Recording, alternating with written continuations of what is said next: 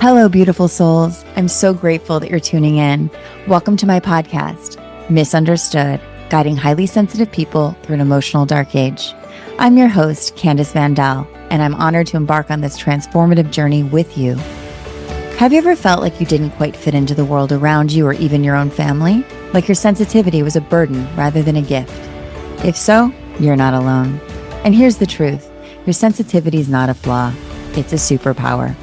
It's what allows you to feel deeply, to connect with others on a profound level, and to access a higher realm of consciousness. And on this podcast, we're going to explore how to harness that power and use it to create a life of purpose, passion, and true confidence. Here, in this sacred space, we honor your sensitivity as the gift it truly is. Get ready to embark on the journey of unapologetic emotional honesty and next level healing. Let's dive in together. Hey guys, welcome back to Misunderstood, guiding highly sensitive people through this emotional dark age. I'm your host, Candice Vandal. I thought I would do a little solo episode today. I'm actually waiting for the person I'm interviewing, and I thought, I'll just do this episode before he shows up because I had some downloads this morning. I took a girls' trip this weekend with an old friend that I went to University of Santa Monica with. We haven't seen each other in 7 years. And I invited another friend of mine who I had reconnected with this year after not seeing each other for about 20 years. We had reconnected earlier this year, so I've seen her a few times since our reconnect. But I wanted to invite these women together.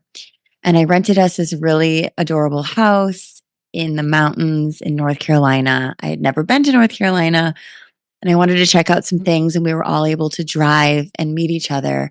And it was so good for the soul. I love female friendship connections. I've always had strong, long-term, good, deep female connections. And I know that's not true for a lot of people, but I feel very lucky for that. Growing up in a family where I wasn't super close to my mother or my own sister for many, many years, I think my chosen family were my girlfriends. And so I've just really noticed in the last few years how lucky I am to have that through divorce, through big moves, through career change. And it's amazing to come back together and be like, wow, the soul is the same, right? And life changes, but the soul is the same. And so we were having these deep talks this weekend about healing. And so many of us grow up feeling these personal limitations, these societal limitations, these familial or generational limitations. And I was just reflecting this week on how I've broken free from so many of those things and how, as I've healed my nervous system, my childhood trauma, and assisted thousands and thousands of others to do it, it constantly proves to be the same thing for me, which is our limitations fall away when we come back into our authentic truth, when we heal our traumas back into the authenticity that we were born to be. One of my biggest, messages as a child was that, I might not be able to reach my highest potential because I have attention deficit, right? And it's interesting. That was a societal label, and that was also a societal limitation. And what I've proven in my life, first, I started proving it through force. I'm going to do this. I'm going to be hard on myself. I'm going to be a perfectionist. I'm going to um, just push for certain things that looked more ideal rather than feeling authentic and real. And through my last, 12 years of deep healing the inner child. Sorry if you guys see me looking this direction. I'm entertaining my dog so he doesn't bark. But through this deep, specifically focused inner child healing and trauma healing and mother wound, father wound, generational um, trauma healing, I've noticed that my full potential has come into being. And this is what I mean. I'm on that road because I'm doing the things that make me feel lit up, happy.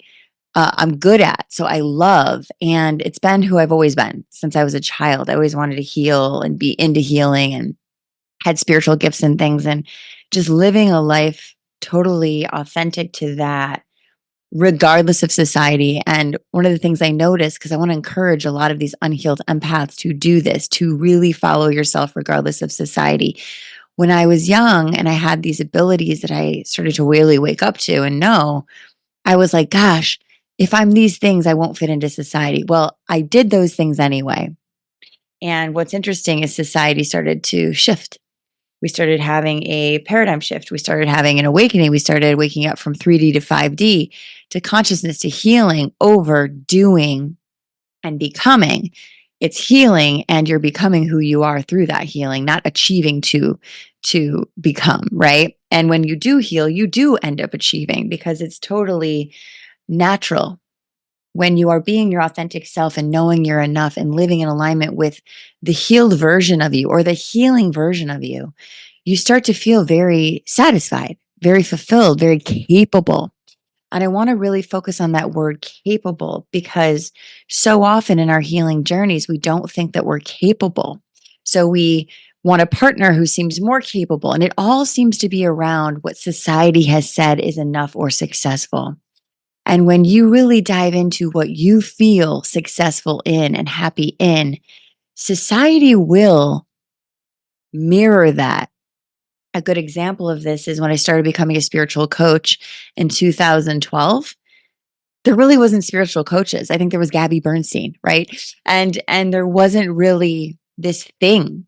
And since I've been doing this work over the last 12 years, it's become a popular thing. And I noticed this morning how I'm starting to love these old ideas of needing to prove have shifted into just wanting to be. Hey, what do I really think about marriage now? I've married, I divorced. The reason I got married was probably different than I would think about it now. I've healed so much during that 10 years together.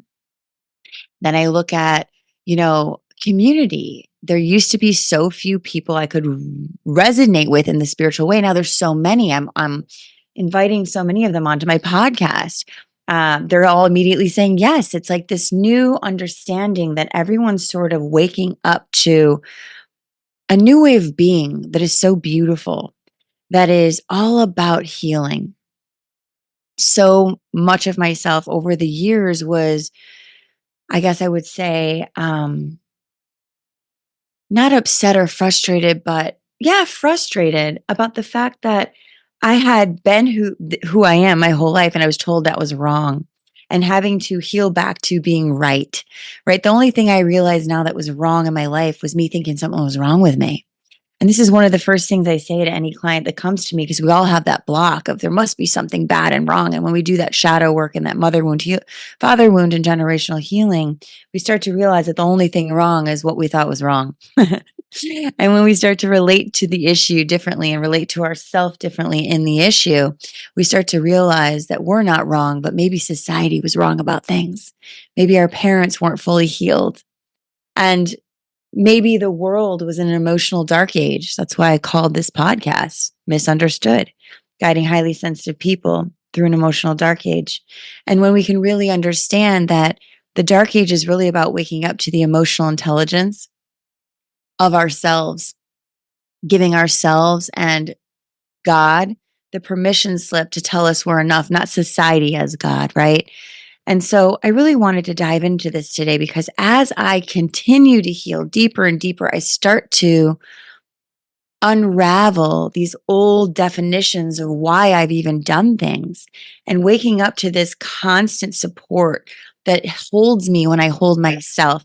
I always say to clients that when we are in support of our true self, we feel that support of the universe because the universe is a reflection of our true self. The universe, God created you perfect for your purpose. And when you heal back to this authenticity of I don't need to prove and I don't need to deny and I don't need to be something other than I am, but I just need to exist and heal and relax and let my nervous system regulate, we truly already know that everything that we are and everything that we feel is perfect. So I wanted to just let you know that, gosh, this has been a really interesting episode as I've been trying to regulate my dog's nervous system this whole time. But I'm going to leave that here. And I want you guys to go and check me out on Instagram at Candice Vandal for my daily little tips about this stuff, my reels and my quotes. I want you guys to check out my inner work classes because they are starting every single month, a new one about the deep dive of inner work. okay, with me and a tiny group. The thing about tiny groups is it's profound mirroring. In this current group I have, we're in week 6 coming up this week. There's 8 weeks total, and I've got a 21-year-old who's with me since she was 16. So I have a 21-year-old in Saudi Arabia. I have a 40-something-year-old, 50-something-year-old, 60-something-year-old, and 70-year-old. And they all say they love the dynamics of the different generations because it heals the different generations within them that maybe still are not fully healed. And for the young ones, it helps her see a perspective of people who are older and wise in a different way, who have lived in a different way. And that healing of parts of ourselves and parts of our consciousness and also our wise one, our wise guide inside is priceless. So check out those offerings, you guys. Come say hi to me. Please share this with anyone that you think it will help. And thank you again for being here and supporting me. And I love you. And I'll see you soon.